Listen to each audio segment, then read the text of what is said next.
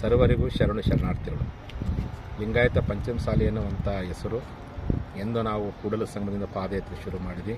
ಇಲ್ಲಿವರೆಗೆ ಮೀಸಲಾತಿಗಾಗಿ ಹೋರಾಟ ಶುರು ಮಾಡಿದ ಮೇಲೆ ಇಡೀ ಜಗತ್ತಿನ ಬಹುತೇಕ ಸಮುದಾಯದ ಜನರಿಗೆ, ವಿವಿಧ ಪರಂಪರೆಯ, ವಿವಿಧ ಜಾತಿ ಜನಾಂಗದ ಮುಖಂಡಗಳು ನಮ್ಮ ಸಮಾಜ ಹೆಸರು ಗೊತ್ತಾಗಿದೆ.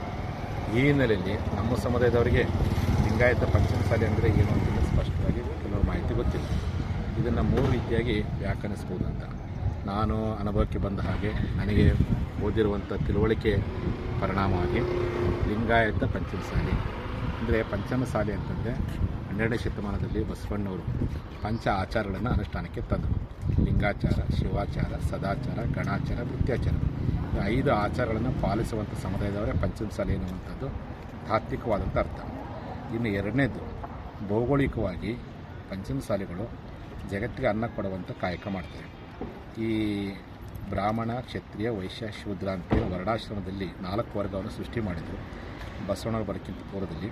ಈ 4 ವರ್ಗದವರಿಗೆ 5ನೇ ವರ್ಗ ಅನ್ನ ಕೊಡುವಂಥ ಸಮುದಾಯವೇ ಪಂಚಮಸಾಲಿ ಎನ್ನುವಂಥದ್ದು ಮತ್ತೊಂದು ರೀತಿಯಾಗಿರ್ತಕ್ಕಂಥ ಒಂದು ವ್ಯಾಖ್ಯಾನವನ್ನು ಮಾಡಲಿಕ್ಕೆ ಬಯಸ್ತೇನೆ.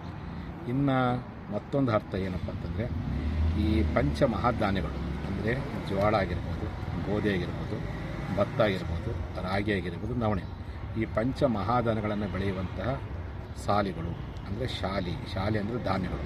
5 ಮಹಾಧಾನ್ಯಗಳನ್ನು ಬೆಳೆಯುವಂಥ ಸಮುದಾಯವೇ ಪಂಚಮಸಾಲಿಗಳು ಎನ್ನುವಂಥದ್ದು ಮತ್ತೊಂದು ಅರ್ಥ. ಇದರ ಜೊತೆಯಲ್ಲಿ ಜೈನ ಸಮುದಾಯದಲ್ಲಿ ಕೃಷಿ ಕಾಯಕ ಮಾಡುವಂಥ ಒಂದು ವರ್ಗ, ಅದಕ್ಕೆ ಪಂಚಮ ವರ್ಗ ಅಂತ ಕರೀತಾರೆ.